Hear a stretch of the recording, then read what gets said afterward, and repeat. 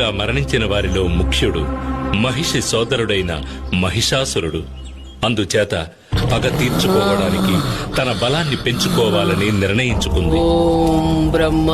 తన సోదరుని పరిస్థితి తనకు రాకుండా ఉండడం కోసం బ్రహ్మదేవుని ప్రార్థించి కఠిన తపస్సు చేసింది.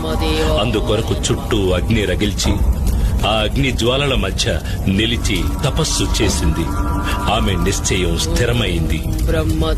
మరణం లేని దేవతల వలె అసురులు కూడా కలకాలం జీవించాలి, ఆ తరువాత దేవతల అంతం చూసి ఆనందించాలని కోరుకుంది మహిషముఖి.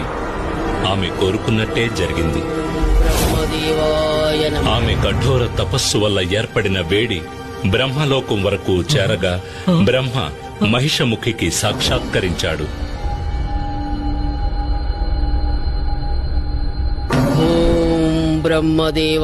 మహిషముఖి, నీ తపస్సుకు నేను ప్రసన్నుడనైనాను.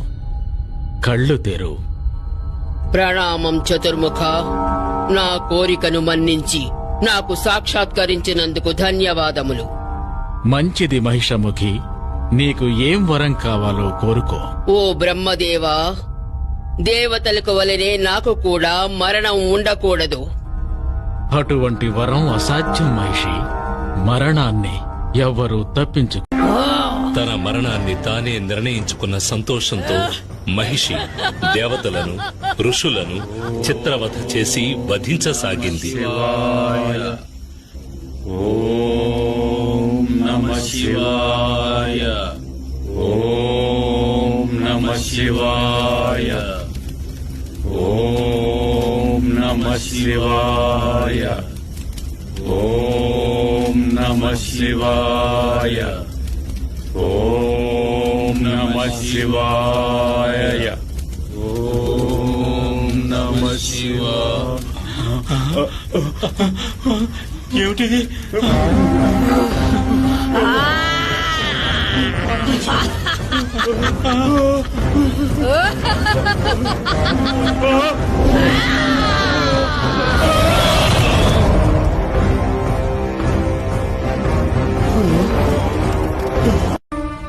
ఇక్కడ ఇంకొక సంఘటన గురించి ప్రస్తావించడం ఉచితంగా ఉంటుంది. ఒకనాడు ఇంద్రుడు ఐరావతంపై సంచరిస్తూ ఉండగా దుర్వాస మహర్షి ఎదురైనాడు. దేవదేవ, మహావిష్ణు సతి మహాలక్ష్మి ఆశీస్సులతో ఇచ్చిన ఈ పూలమాలను నీకు కానుకగా ఇస్తున్నాను. దీనిని గ్రహించి సుఖంగా ఉండు.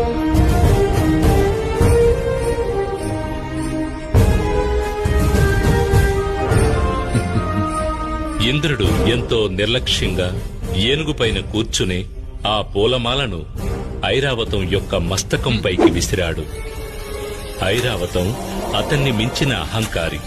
తన తొండముతో ఆ పూలమాలను నేలపైకి విసరడంతో ఆగకుండా తన కాలితో దాన్ని తొక్కి చిన్నాభిన్నం చేసింది. ఎంత పని చేశావు దేవేంద్ర! ఇక నీతో పాటు నీ దేవతలందరూ మానవుల వలె ముసలితనాన్ని పొంది అవస్థపడుదురుగాక.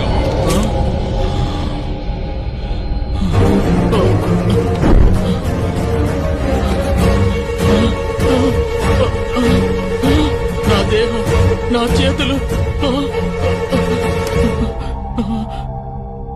మహర్షి, నన్ను క్షమించండి. నేను అహంకారంతో నా ఒళ్ళు మరచి తప్పు చేశాను. ఈ సమయంలో మహిషముఖి దేవతలతో యుద్ధం చేసి ఇంద్రలోకాన్ని కైవసం చేసుకుంది.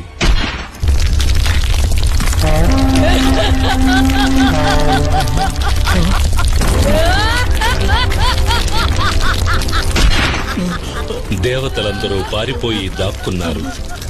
అది మాత్రమే కాక దుర్వాస మహాముని శాపం వల్ల మానవుల వలె ముసలితనంతో అవస్థపడుతున్న దేవతలందరూ శాప విమోచనం కొరకు కైలాసం వెళ్లాలని నిర్ణయించుకున్నారు. పరమేశ్వర, శరణు శరణు. సదాశివ, మాకు అభయం ఇవ్వండి. జరిగినదంతా నాకు తెలుసు ఇంద్ర. ఈశ్వర, మాకు ఏర్పడిన ఈ కష్టం నుండి తమరే మమ్మల్ని రక్షించాలి. బలహీనులైన మీరు పాలకడలిని మదించడం అసాధ్యం. కనుక మీకు తోడుగా అసురులను కూడా పంపెదను.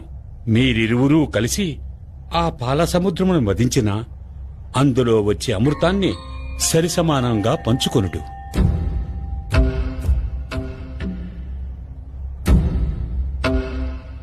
నా ఆజ్ఞానుసారం మీరు కూడా దేవతలతో కలిసి పాలకడలని మదించండి.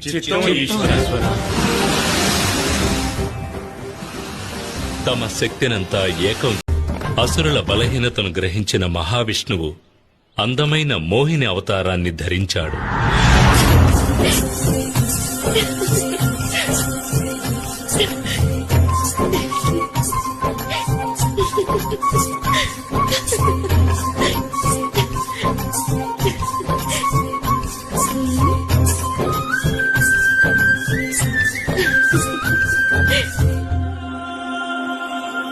తన అందంతో రాక్షసులను మైమరిపింపజేసి వారి నుంచి అమృతమును తీసుకుని దేవతలకు ఇచ్చి శాపం నుంచి విముక్తులను కావించాడు.